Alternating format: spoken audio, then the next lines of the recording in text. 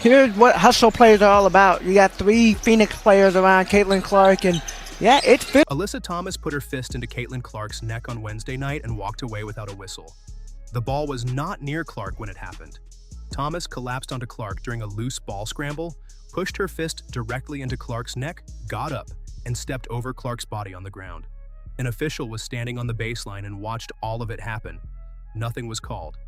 And then Clark left the game in the third quarter with a back injury that nobody on the Indiana Fever can give a clear timeline on right now.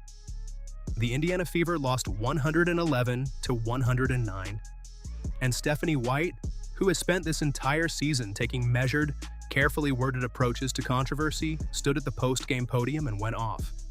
Not a carefully worded statement. Off. She called what Thomas did egregious. She called it utterly disrespectful. She called it a fist in the throat. And she said it was absolutely unacceptable that it happened 2 nights after the same 2 teams already went through a technical foul explosion in the same building. Maisha Hines-Allen made sure Thomas felt the Fever's response every time she was on the floor after that. But the story that matters most coming out of Wednesday night is not the result. It is Clark's back, and what Thomas did to put it at risk. If you have been following this Fever season, and you know exactly how serious this just got, make sure you subscribe and turn on notifications right now because this story is moving fast, and you do not want to miss a single update. Let's establish exactly what happened on that play. During a second quarter loose ball scramble, Thomas collapsed onto Clark while pursuing the ball. While Clark was on the ground and the ball had already rolled away from the area, Thomas pushed her fist directly into Clark's neck. Then she got up and stepped over Clark's body before joining her teammates in transition. An official was standing on the baseline with a direct line of sight to the play. 0 whistle, 0 call, 0 foul. The league's most watched player took a fist to the neck on camera in front of a baseline official, and play continued as if nothing had happened. White brought it to the officials at halftime and asked directly about the non-call. Their explanation? They said they did not see it. Here's what Stephanie White said at the podium about that answer, and about everything else that happened on Wednesday night. You're coming in here aware of what happened 2 nights ago? And that still happens? Absolutely unacceptable. Absolutely unacceptable. And the reckless closeout that they actually reviewed, and the foot still comes down on top of the defender's foot that wasn't upgraded? Absolutely disrespectful.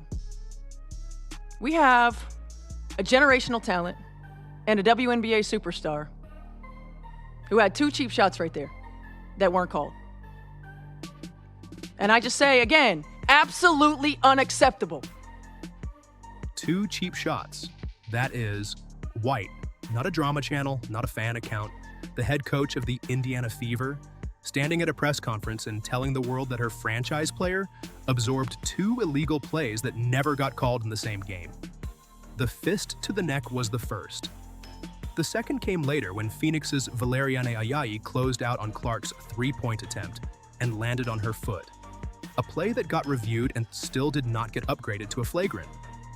Clark made all 3 free throws after that play. She was already grabbing at her back at that point. And she kept playing. That is who Caitlin Clark is.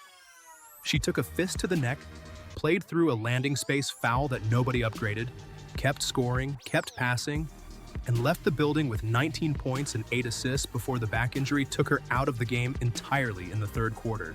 Now let's talk about the foul disparity that followed all of this, because the story is not just the 2 plays themselves, it is what happened around them. Indiana had 11 fouls called against them in the fourth quarter. Phoenix had 2. The Mercury shot 33 free throws in this game.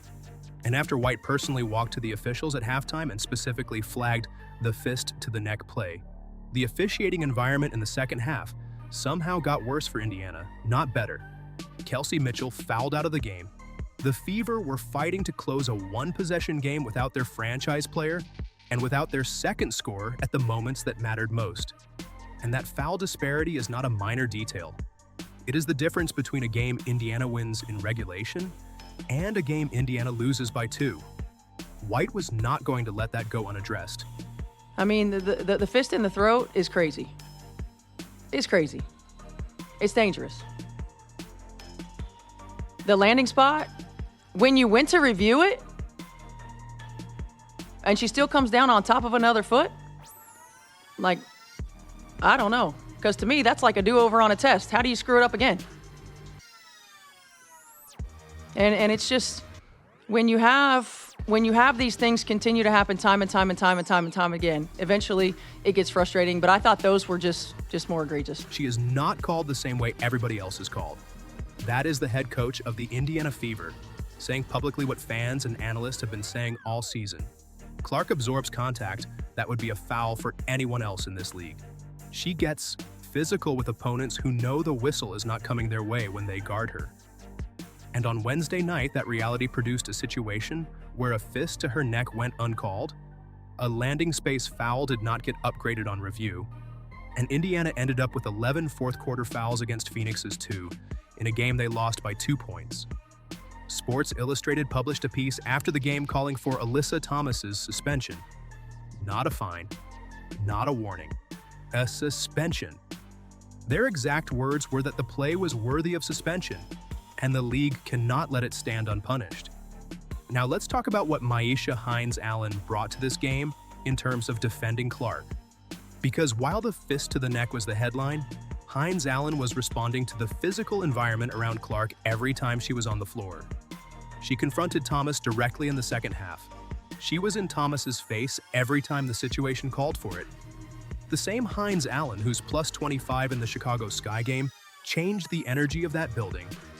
The same Hines-Allen who rejected J.C. Sheldon so hard, she went to the floor in that Commissioner's Cup game. She knew what was happening to Clark on Wednesday night, and she made sure Thomas knew someone was paying attention every single possession. And when Clark went out in the third quarter, here is how her teammates described what it meant for the team. It's unfortunate CC wasn't a part of it, but that's what this job is about. That's what this game is about. And so the next person up was Ray. And so you pour into Ray like you would anybody else. And I would like to think that that's how our locker room is. And so, like I said, it sucks that CC wasn't part of it down the stretch. But this is what it's about. And you got to be able to take the challenges as they come. And it sucks that CC wasn't part of it down the stretch.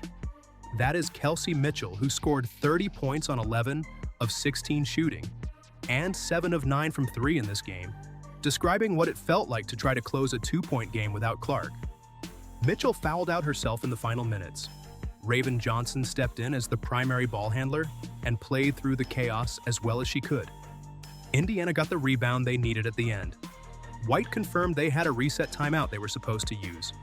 It did not get called. The Fever lost by 2. And Clark was not on the floor for any of it because a fist to her neck in the second quarter put her back in jeopardy in a game where the officials said they simply did not see it. This is where things stand right now. Clark has a back injury with no clear timeline. Thomas has not been suspended or fined as of this writing, despite Sports Illustrated, Barstool Sports, and multiple mainstream outlets calling for action. The WNBA has a pattern it has now failed to address across 2 games between these teams in 3 days. Monday produced 5 technical fouls and an ejection. Wednesday produced a fist to the neck, a back injury, and a loss by 2 for Indiana. White said the league spent all offseason looking at officiating, and she still cannot get consistency for her franchise player. And Clark, who left the building with 19 points and 8 assists, and a back that nobody knows the full extent of, will be watching the league's response to all of this from wherever she is recovering tonight. Thomas put her fist in Clark's neck. The official on the baseline did not call it. Indiana lost. Clark left injured. The WNBA has a decision to make. And Stephanie White just made it very clear at that podium that she is not going to pretend otherwise. What do you think? Should the WNBA suspend Alyssa Thomas for what she did to Caitlin Clark? Let me know in the comments below. Make sure you subscribe and turn on notifications because we will have the latest updates on Clark's injury status as soon as they come out. We will see you in the next one.